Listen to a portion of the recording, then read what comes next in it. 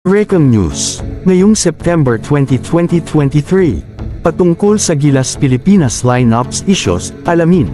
Handa ang Gilas na palitan sina Abueva, Romeo, at tatlong iba pa dahil sa mga isyu sa huling minutong Asiad roster.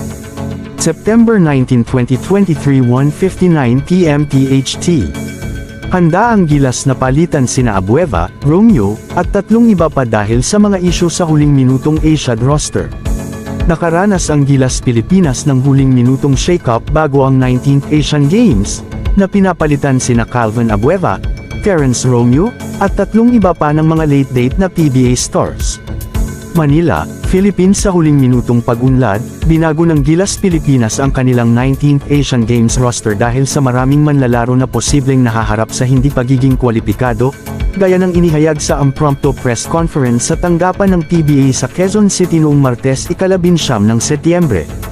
Papasok na sa huling minuto ang mga PBA stars na sina Chris Ross, Kevin Alas, Arvin Tolentino, Marshall Lassiter, at FIBA World Cup roster member si Jay Perez matapos ang minamadaling pakiusap ng Samahang Basketball ng Pilipinas, SBP, noong Lunes ng gabi, 18 ng Setyembre.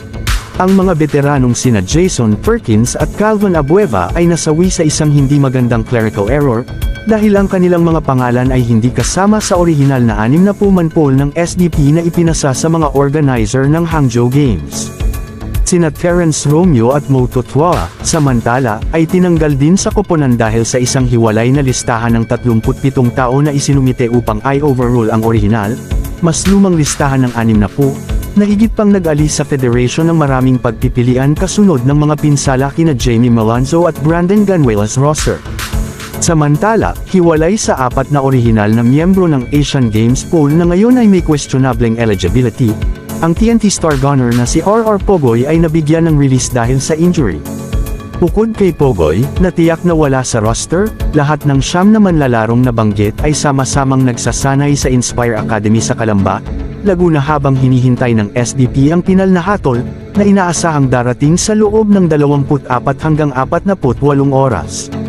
Ang mga paunang apela ng SBP ay iniulat na hindi narinig, na nagtulak sa federation sa isang mainit na sulok ilang araw bago ang pagbubukas ng ika-23 ng Setyembre.